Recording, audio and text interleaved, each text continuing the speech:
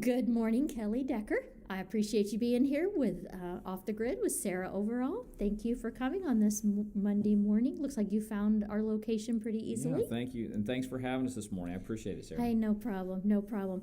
I got to tell you, you're a new friend to me. I came into First United Bank, and I'm a very happy customer, and I'm glad that I wish I made the conversion to the bank a long time ago. And I saw a flyer on the door, and it said "Horsepower for Heroes." And of course, my light bulb went off, and I was like, that sounds pretty awesome. How do I find out about this? Asked the bankers, and they said, well, you need to go down to the mortgage guys. And so I went in the door and found you in the hallway, and we started to chat a little bit. Why don't you tell us about what's going on? Yeah, sure. And again, thanks for having us this morning, Sara. So I'm a car enthusiast. I grew up, that's what my family did on the weekends. We went to scrap yards and wrecking yards looking for parts, and from an early age I was involved with cars, and that's really my passion. And so I have today a 1968 Camaro, and I take that car to different car shows, but really I enjoy driving the car. That's really kind of what I'm passionate about. So sitting around the car shows and talking with other people, it's me and a group of guys got to talk. How can we share our passion with others that we really look up to? And the consensus was it's veterans. Veterans are who we want to try to share our passion with. And what can we do to bring that all together? So we brainstormed about it and decided we want to get a group of car enthusiasts together to raise money for Carry the Load, and we want to make sure that veterans are involved with the event. And so on May 19th, it's a Saturday morning, we're going to be leaving from our bank branch over on Custer Road at First United Bank, and are inviting veterans to ride shotgun with us as we go on a 2-hour road trip up through Collin and Denton counties. We're going to go through, Salina, Prosper, Aubrey, kind of a big loop, making periodic stops along the way for coffee, bathroom breaks, and allowing veterans to then switch out to different cars that they may enjoy riding in. But that, in a nutshell, was kind of the broad brushstrokes that we've come up with. And again, it was very fortuitous for me that you walked into our bank branch, and I saw the passion that you had for our veterans, and you've been a great help in helping us move this event and get the word out about the event. Well, I'm glad to. I light bulb came on for me because I'm the same way. I grew up the same way too. Love cars, and 68 Camaro, 69 is my favorite year. And that is my car. I hope to have one day myself. What color, by the way, is yours? Right now it's a hot rod red. It is not very subtle. We'll just put it like that. Sounds nice. It sounds nice. Well, I just think it's wonderful. I love your concept. I go to Cars and Coffee in Plano with my son every first Saturday, every one that I can make anyway, and we admire the cars and we take our photographs. And when you said drive the veterans and take them in the car and give them a 2-hour drive around such a beautiful area. The route that you've picked is awesome. Leaving out of Craig Ranch in North Texas and returning there, leaving from the spot location that you've picked at your bank parking lot and everything is absolutely perfect. So and despite the weather, I don't think it would really matter. And then I like the idea too of being able to change cars. That was awesome too. I think you said to me, on the way back, hey, I think I'd like to go ahead and try out that 55 Chevy on the way back. I want to switch cars. You called it a round robin, mm-hmm. I think. Like, it's just beautiful. And then even the name, Horsepower for Heroes. That's fantastic. So I really hope that you're going to make this a huge success. I know it's your inaugural event. This is your first time, right? Yeah, this is the first time doing this. And so realistically, for me, it's my first time organizing anything like this. And so one of the great things about First United, the bank I work for, is they encourage getting involved in the community and giving back. So I've had a tremendous number of employees willing to help me volunteer for that day, help organize and get the word out as well. So what we're really trying to do is make sure that we have sufficient cars and drivers, and then enough veterans as well that would love to participate. Right now, we have somewhere in the neighborhood of 10 to 15 cars committed to come, and that was before connecting with a couple of car clubs this weekend. So I'm thinking that number is going to jump fairly significantly over the next week or two. So I would say we realistically should plan for around 30 to 40 cars for our inaugural event. So it's really a matter of trying to get a head count on the veterans that would love to come and participate. I've heard from about 7 or 8 that have said that they would like to make it, but would love to have a lot more. Sure. And then again, our goal would be for this to be a success and do it 2-3 times a year and continue to raise money for different veteran organizations. Again, we've selected Carry the Load for this particular event. It's $10 per car, with 100% of the proceeds going right back to Carry the Load. Okay, great. Carry the Load is a fantastic charity. You want to talk a little bit about Carry the Load?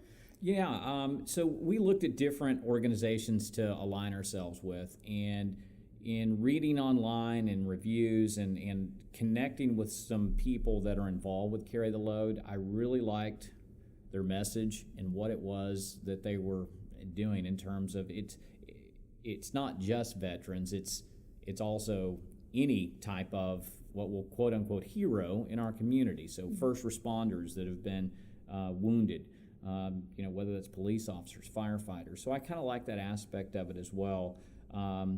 But how many organizations then they are involved in terms of giving back, Carry the Load, and then their overall budgetary expense, it's less than 6% of their donations go to administrative and overhead. That's right. And so in today's world, you hear the horror stories about giving money and very little of that finding its way to the person that you intended that money to go to. That's so right. Having Carry the Load be part of that made it an easy that was decision. another thing that really was a light bulb moment for me, because I participated with them for several years, and they are a legit group, and they're wonderful what they do. And it's all about literally carrying the load for someone else that's been lost.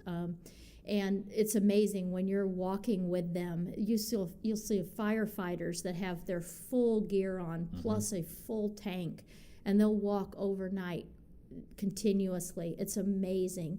They're walking for fallen police officers, for someone that they've lost in Afghanistan. So just like you said, it's a mixture of military, police officers, firefighters, a Gold Star parent walking, remembering they've got memorabilia of their son or their daughter on their backpack or on their lapel pin or something, Gold Star pin.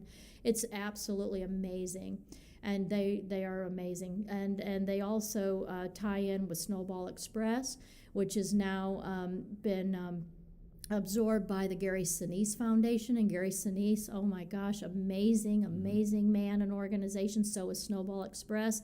So the merger of those organizations is just been an outstanding thing. So you did a fine job to pick the organization that you did. So well, thank you for that. I like the fact they're local as well, and they've been very responsive. I reached out to them, I want to say it was late on a Thursday, and Friday morning I got a response back of how excited they were that we wanted to partner with them and volunteering whatever resources they could in terms of getting the word out. So they've been very instrumental in trying to get the word out to their database as well. Sounds fantastic. That's great. So how can people get a hold of you? Well, we have 2 or 3 different ways. We do have a Facebook event page. I am a little bit of tech illiterate, so I think the way you would find this Facebook event page is go for Horsepower for Heroes Texas, and you should be able to find us there. I'm going to go old school, though. I'm going to give you my phone number, and that's the best way. You sure you want to do that? I'm okay with that. So my phone number is 214-908-6792. Give me a call, and I'm happy to visit with you about opportunities, for getting your car registered. If you're a veteran and would like to participate, that'd be the best way to get hold of me as well. And again, what I'm trying to do is just get an accurate head count of the number of cars that we have and making sure that we've got sufficient cars to cover the veterans. And then also giving the veterans a list of those cars so they can kind of give me their top 2 or 3 lists so we can ensure that you're at least getting in some of the cars that you want to. So, we've got one of the great things about this event is we're not exclusive. We're not discriminatory when it comes to cars. We're open to everyone. So I have everything from a 1932 Ford to a 2018, 2017 Ferrari Wow. that have committed to being involved. And so we're going to have everything in between. Mm-hmm. And so it's just not classic cars. There's going to be some new cars. I actually had a veteran contact me yesterday. He's got an actual battle-used Humvee that he's bringing. Cool. So there's going to be a little. I think that anyone's going to find a car that they are drawn to and would enjoy having the experience to ride in. And it has the potential to bring a lot of age groups of veterans, a real cross here through the generations of veterans. And we've been looking for events to do that. There's a lot of separation between events. We have a lot of groups that are just World War II era type veteran group events. And then the younger veterans have their own sort of exclusive groups. This has a lot of potential to bring different ages together. I love that too. And I in that, thank you for that. That was one of the things that you brought up to me that I hadn't really thought of, and was glad that it's kind of as a side effect is happening. But getting a veteran in a car for 30 minutes to an hour, to just talk with them, maybe it doesn't really matter what you're talking about. You're just visiting.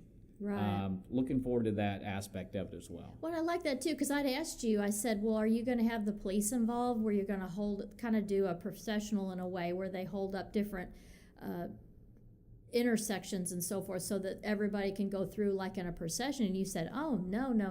You said that would take away the leisure relaxation of the day, and they're going to go independently and drive, meet up for lunch and so forth, so they can actually relax more. And I thought, wow, that's a much better plan. I like that too. Yeah, we're going to have a predetermined route, and we know that there's certain checkpoints. We're going to try our best to stay together, but if someone gets separated because of stoplights or whatever, we all know where we're going, and again, it's very informal. We're just out to have a good time, going through the countryside, sharing our passion with guys and gals that are heroes to us.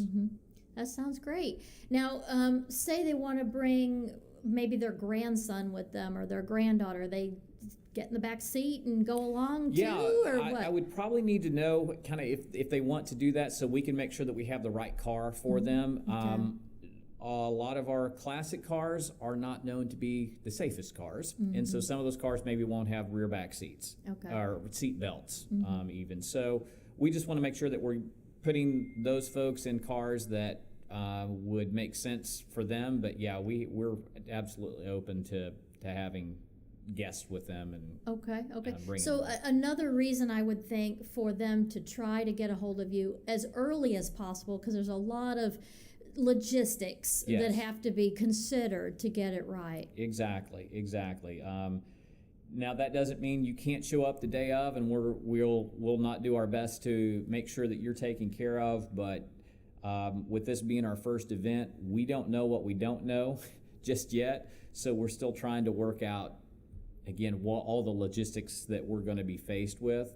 So the sooner we know, the better planning that we can do to put on a good event for everyone. Okay, great. And we're talking May 19th, which is a Saturday. It's a Saturday, yeah. We're asking the folks with the cars and drivers to get there ahead of time so that we can get them registered, making sure that we've got the right head counts. We're going to be there at the bank branch by 7:30. We're asking the drivers to be there no later than 8, but if you can get there closer to 7:30, that'd be great. Our goal is to be leaving the bank at 8:30 and doing our drive and being back to the bank branch by 11:30. Okay, sounds great. Craig Ranch in McKinney, Texas. In McKinney, yeah, it's all right off of Custer Road at the entrance to Craig Ranch, First United Bank. We've got a big parking lot there. Should be fine logistics-wise to help get everyone parked, and then for those folks that are bringing their cars that aren't participating or volunteering or whatever, we've got other parking for them, so we shouldn't have a problem accommodating everyone from a parking standpoint. And then for the drivers, you can bring your donation that morning, or if you want to make it online, you can also donate directly online to carry the load if you prefer. Okay. And would they designate this event as a beneficiary type thing? Exactly. Okay. Just do the Horsepower for Heroes as the, I believe that there's a place to list who it's in, kind of the beneficiary, as you mentioned. I believe there's a place to list it on there. Okay. Yes. Okay. Sounds absolutely wonderful. And one more time, your phone number, Carrie. Yeah. Not Carrie. I'm sorry, you said carry the load. Yeah, Kelly Kelly's Decker. So it is 214-908-6792. I'll also give you out my email address too. Okay. Some people would prefer to get you that way. So my email address is kdecker, that's DECKER, at firstunitedbank.com, and first is spelled out. Or come by our bank branch and be happy to visit with you about it there. It's again there at Custer and Rollator at the McKinney-Frisco border. Okay, sounds great. One other thought, we've got Colonel Connus walking in from the parking garage. I just got a text from him, so I'm looking forward to introducing the two of you in a few minutes when we take our break. And then you've got to head out, I think, to a meeting. I've really, really enjoyed this. I'm so glad you came by, and I really, really look forward to this. And by the way, if you happen to get super busy that morning and you need someone to drive your 68 Camaro, well then, I will put you down as alternate one. Okay, as me the driver. in mind. As the driver. Well, thank you for your passion on this, Sarah, and what you're doing for the welcome. veterans out there. You're welcome. Again, seeing you come in and you're and reading the flyer and the passion that you came through in our first meeting. Again, I appreciate that very much, and what you do not only for our event, but for what you do for all of us. Well, you're welcome. It was so unique, and I thought, bingo, this is excellent. Even, like I said, even the concept alone, and then even the title, Horsepower for Heroes, I thought, this is brilliant. I love it.